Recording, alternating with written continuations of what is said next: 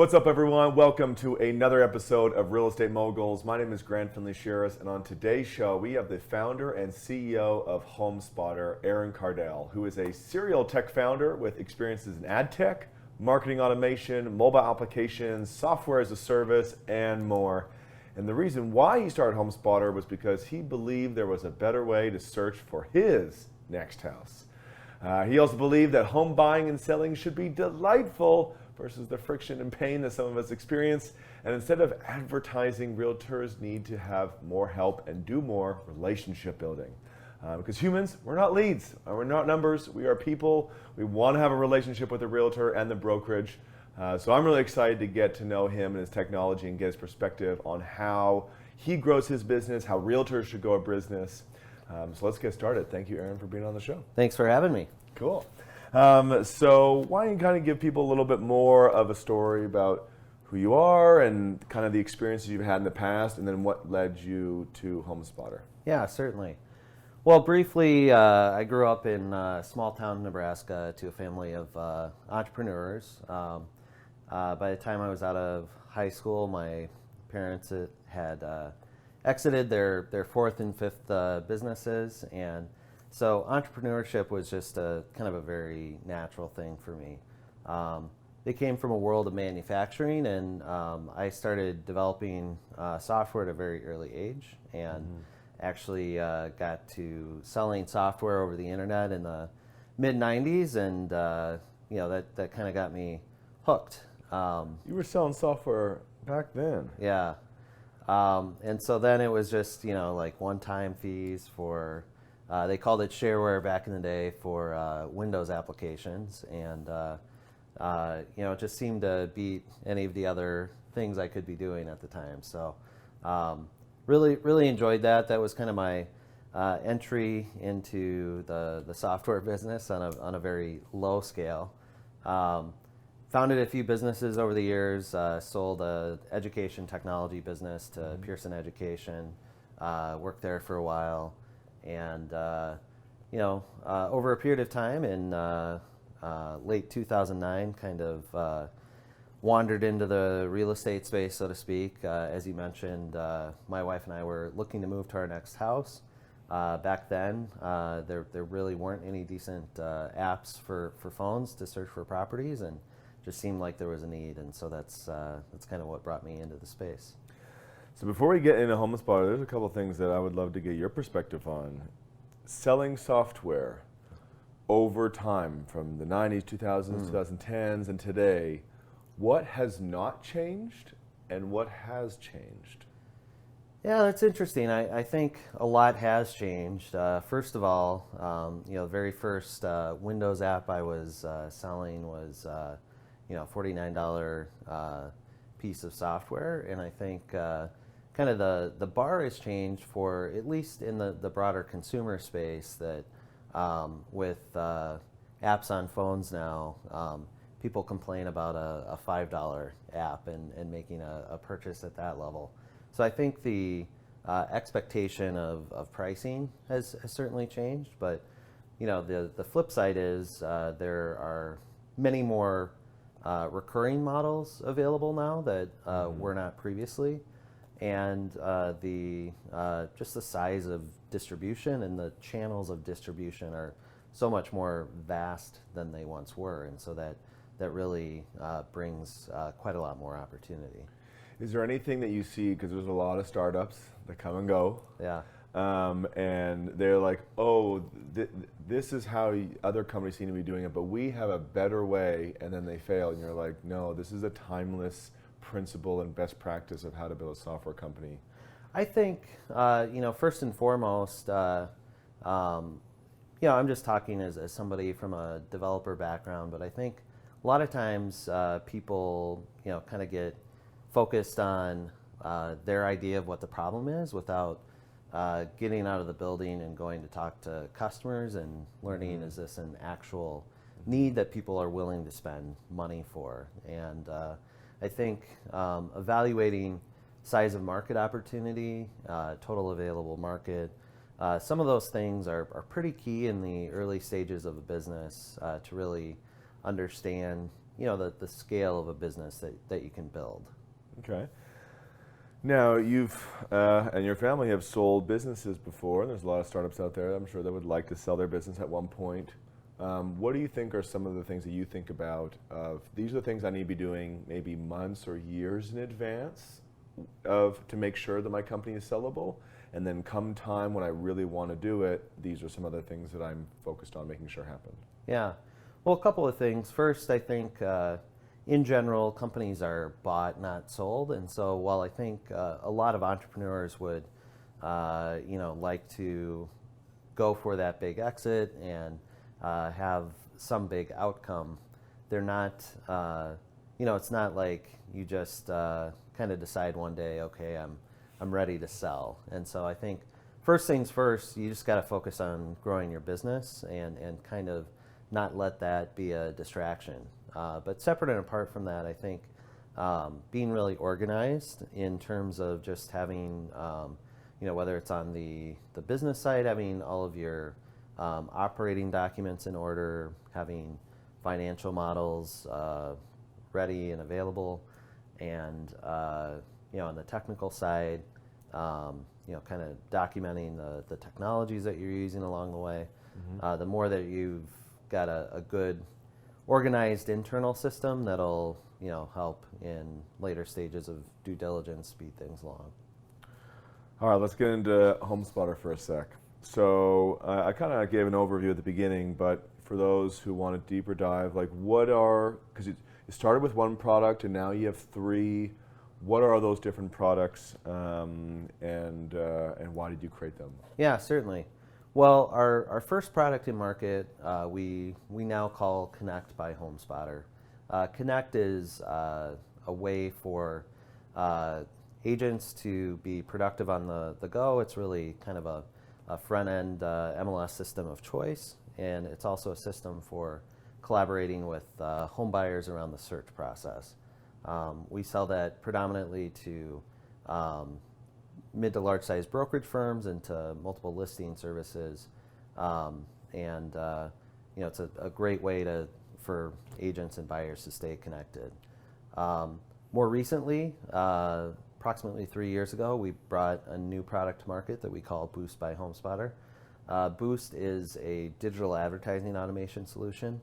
Kind of started with the premise that if you're a brokerage firm and you've got listings coming onto the market, or you've got open houses on a weekend that you want to advertise, that automation can really be a critical component to making sure that you've got digital ads that represent your agents and sellers well on channels like Facebook, Instagram, and across a broad network of websites with programmatic display advertising. Mm-hmm. Recently, we added our third product by way of acquisition, Spacio. Mm-hmm. And Spacio is an open house lead management system.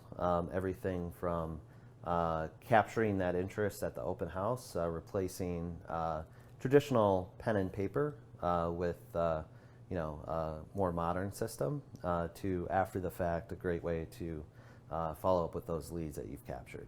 I want to dig into these in a sec, but the first question I have is, I bet you've had other ideas for other products to build or buy, and you chose to do these ones. Yeah.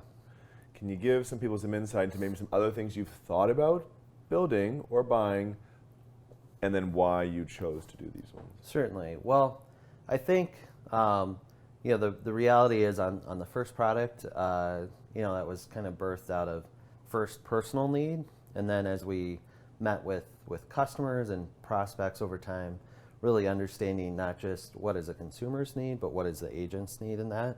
So there was a very natural evolution kind of from personal need to mm-hmm. understanding what the industry needed on the Connect product. When we came out with the Boost solution, we went through a very intentional process prior to that, and we had whiteboards and documents of like 15 different ideas that we were exploring. Really, the core thing we were seeking at the time is, we really set ourselves up to be a growth company, and we wanted a new avenue to explore growth. the primary things we noticed, one was that we believe there was a meaningful gap in the market at the time for what our Boost offering would provide. We also looked at what our belief was and what a lot of industry research said on total available market size at the time, and that really kind of led us to we think this opportunity would be a lot bigger than some of the other ones that we explored. And then Spacio, having an open house registration solution is kind of an idea that we've had for 5+ years. Part of it was we thought it could be a good distribution vehicle for our Connect app, that if a consumer comes in, registers themselves at an open house, if they could get a text and go out the door with a search app to continue collaborating with that agent, that could be valuable. In the end, Spacio had built a good business with a good customer base. While there was some overlap in the enterprise customers, there wasn't a great deal, and so we thought that acquisition made more sense than building. But you had asked, in terms of other solutions, I really think a lot of the other ideas that we looked at are still interesting to us, and we may pursue at some point. But I think we've always wanted to be a company that's innovative and ahead of the curve, and some of those areas that we were looking at, we felt like we would be adding solutions in areas where there are already many solutions, where it's very fragmented, and the possibility of earning a large market share might be difficult. All right, so let's do a deeper dive. First, in this collaborative home search, I've now seen a few collaborative home search products out there, and when you think about the agent and like which one should I use, is it because there's really differences in the features and the way these home searches work? Like, can you say like our collaborative home search is different than the other ones for these reasons? Or is it they're all relatively the same, but because our company now has these other things as well, that's the reason why you'd want to use this one? Yeah. Well, I think starting from the agent's perspective, we saw very early on that agents are inherently mobile. The most productive agents spend less than 15 hours a month in an office environment.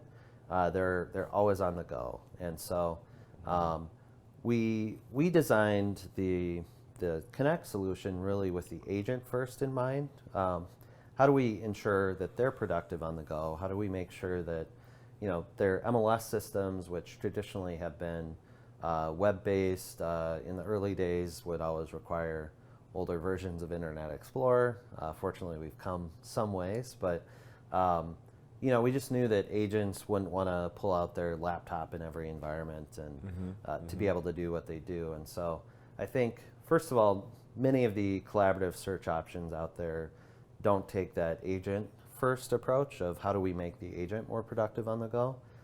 Second, I would say there are a few solutions that really take a mobile first or even a mobile only approach. And so some of the other collaborative solutions in the space maybe started with more of a web-based experience, and there may or may not be kind of a mobile add-on to it. But we know everything is and continues to go mobile, and so we've focused pretty exclusively on that side. Now, for the open house one, some people have the view that open houses are going by the wayside with 3D, with virtual tours, people's safety and convenience. What are your thoughts on open houses and the future of open houses? Will this probably be the same, or is it going to be different? And how does your tech make sure that maybe depending on where it goes, it still is useful? Yeah, I think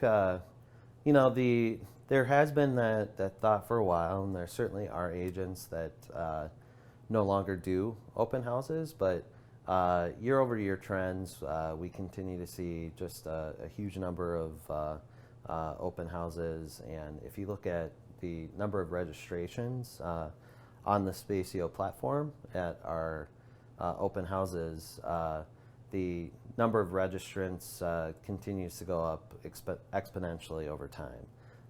And so, we see as agents continue to look to demonstrate their value add to clients, sellers really want to know that their agents are working hard for them, and open houses are still very much kind of a very visible demonstration that their agent is putting in the effort to get their house sold. Yep.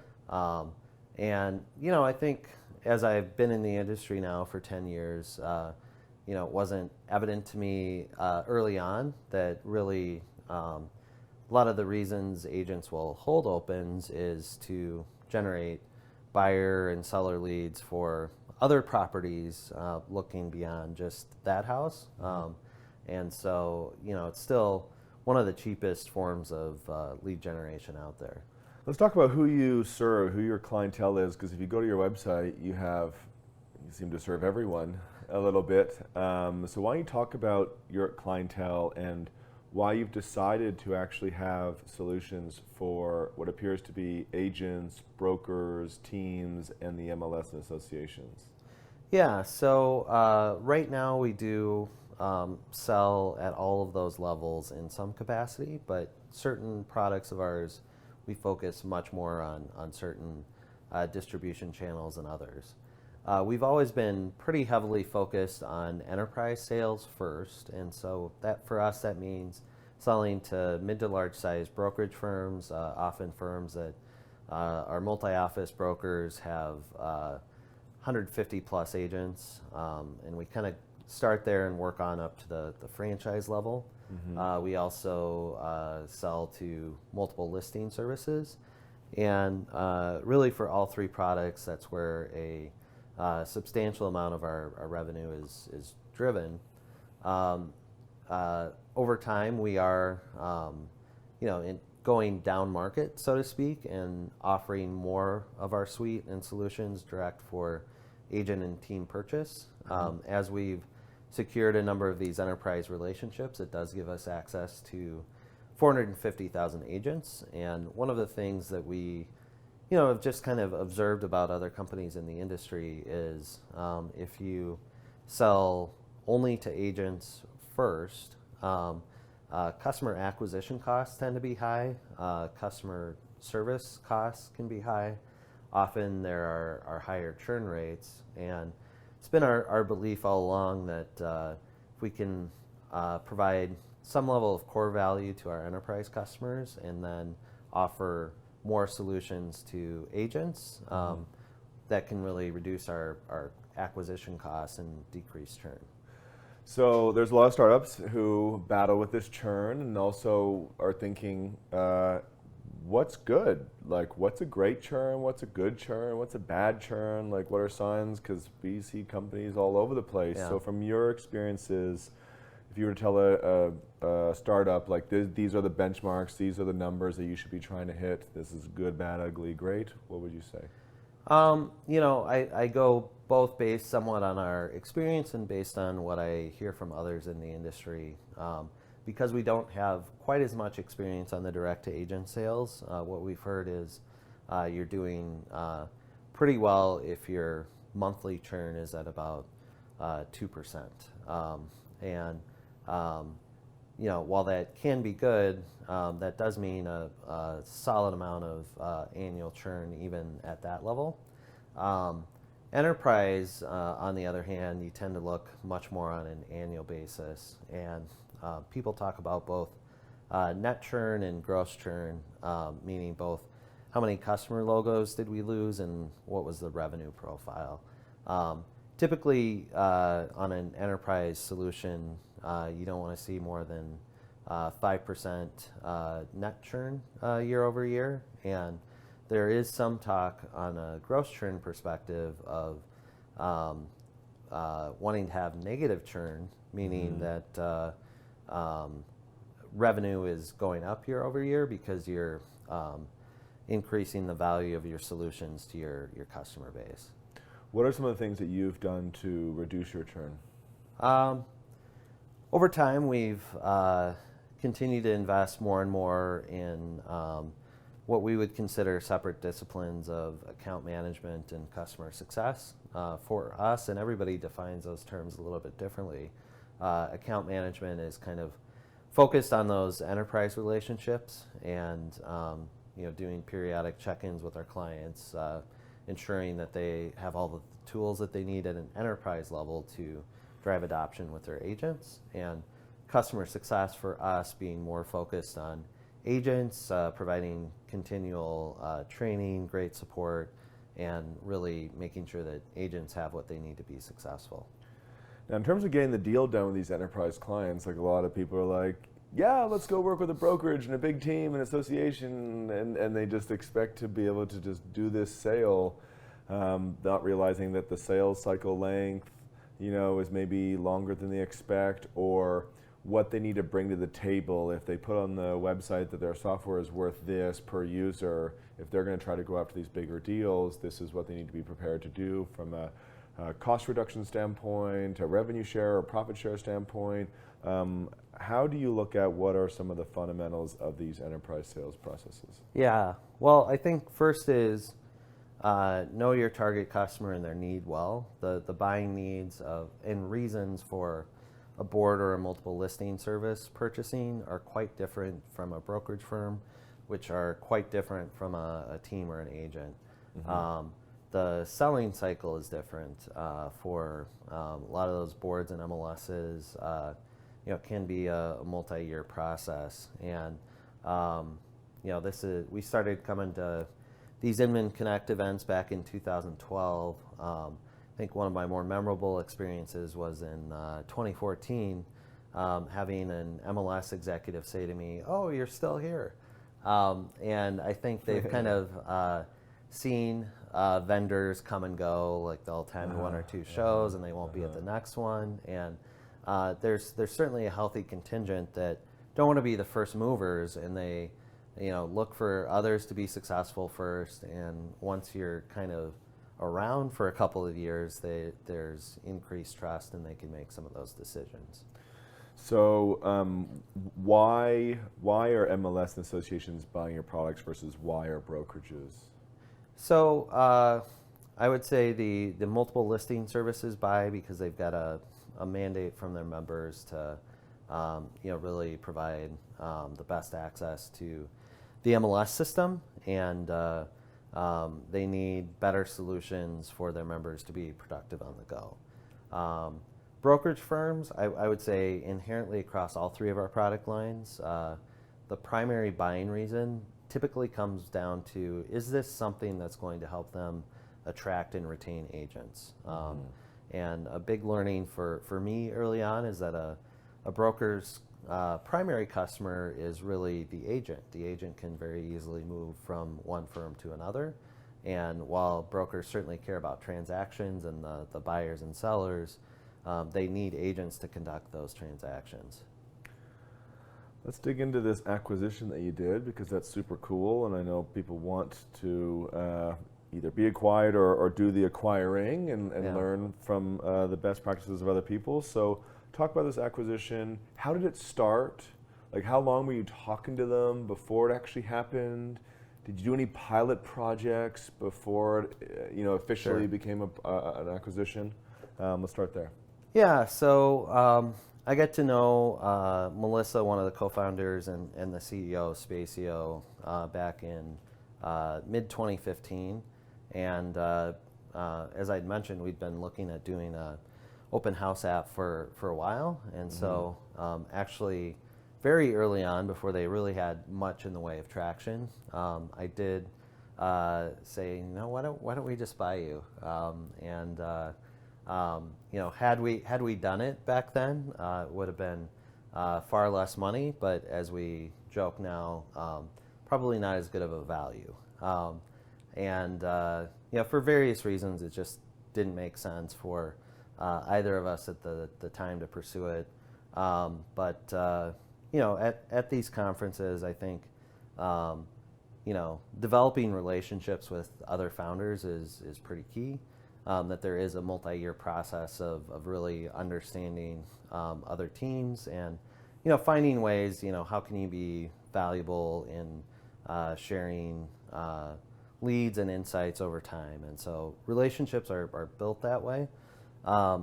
In terms of, the actual deal coming together, we closed in January of 2019. It was overall a relatively quick process for us when it finally came together. We had some conversations in August of 2018, explored things internally, made sure it made sense, kind of got to a letter of intent in October, a few months there of due diligence and paperwork and many other things, and that was kind of the time horizon for it coming together. And how did you think about it? Like, a lot of tech companies are like, okay, I could build this or I could buy it. So what made you want to buy it, and how did you figure out, you don't have to say exact numbers if you don't want to, although it would be great if you did. How did you figure out how to value and come to an agreement? Yeah, so in terms of buy versus build, I think if we were only looking at the product from a perspective of could we build it, we certainly theoretically could have built the solution much cheaper. But in valuing a business, there was recurring revenue attached to it. There were great customer relationships in place, and there's speed to market consideration. And so for us, ultimately it made sense to acquire. Certainly was more expensive from a pure Vantage standpoint of what would it take to build the technology, but when you look at the overall time to market, it just made sense, and the overall value. In terms of structure of the deal, while we won't publicly release the details, it's safe to say there was kind of elements of both certainly cash up front, because that's important, cash over time in the form of an earnout, and then equity as well, so that we're aligned moving forward. And in terms of looking at the overall value, what we really did is we kind of agreed on, let's look at multiple of revenue as a SaaS company, and we'll agree that basically the same SaaS multiple be applied to both of our businesses. And so then that's how we came up with the overall value of consideration, and then we broke that out in kind of those three buckets that I talked about. Okay. Because, I imagine, in acquisition talks or merger talks, it's like, well, I think you're valued here, and it's like, well, I think I'm valued here. Yeah. And is there even a point to try to get people to meet, or is there other things that you can do in the deal to make both parties feel like they're getting what they deserve? Well, there was certainly some back and forth. I think a key principle for both of us really is let's apply the same multiple to both of our businesses. That felt more fair, so to speak. And then it really came down to, well, how much of that needs to be cash up front, can be cash over time. That cash over time, how much of that needs to be guaranteed versus based on performance, and that's where it's probably easier to split hairs. Now, when you look at companies, it's not like, well, everything is awesome about this company. I'm sure there was some stuff that you're like, these are the things that we don't like so much about the company, but if we acquire you and you come into our ecosystem, we come together, we can actually overcome these things. Because sometimes you look at a deal and you go, I don't like this about your company, and I can't overcome this, therefore no deal. Where you're looking at the Spacio deal saying, like, there are some things I don't quite like about the business, but if we work together, I actually think you can overcome it. So what were some of those things that you didn't feel were as good, but you knew that if you came together, that would go away? Yeah, I think two things about it seem to make sense early on, and there's more that's developed over time. But the first is for Spacio, getting access to listings was inherently difficult, and so we've over time, based on all of our relationships, we've built up basically access to 95% of listings in North America. and knowing that we would be able to plug in that element of our platform to Spacio, we knew that they would have more access to sell their solution in more places faster. They also had on their roadmap, they wanted to be in a position to provide open house advertising for their agents, and they knew that the time to build that and to do it well would be rather heavy investment, and the pairing of that with our Boost offering just inherently made sense very early on. We also looked at other things where just how, even though these three solutions are independently valuable in their own right and can be purchased independently, how do they complement each other? And having Spacio be a means of distributing the Connect app solution, and having Spacio be a means of really creating first-party data that could be leveraged for targeting for Boost made a whole lot of sense. What was the hardest part about that process? Well, this is probably very specific to this transaction, but in this case, it was a U.S. company acquiring a Canadian company, and there were various aspects of the transaction we identified early on that there were just very specific hoops that we would need to jump through to be able to pull that together in a way that made sense for all parties. And so getting the appropriate legal and tax counsel lined up. What was the extra cost to get that done? In the end, I would say the greater cost is probably some of the overhead over time of having, we are very motivated to retain their team, and so we now have a Canadian subsidiary, and so the additional transaction costs up front were certainly more, but not that much more. I think the greater cost over time is kind of the maintenance of accounting and legal needs on both sides. So looking back at your Homespotter story, if you, in hindsight, could go back, do something different because it would help you grow faster and be bigger, what would you have changed?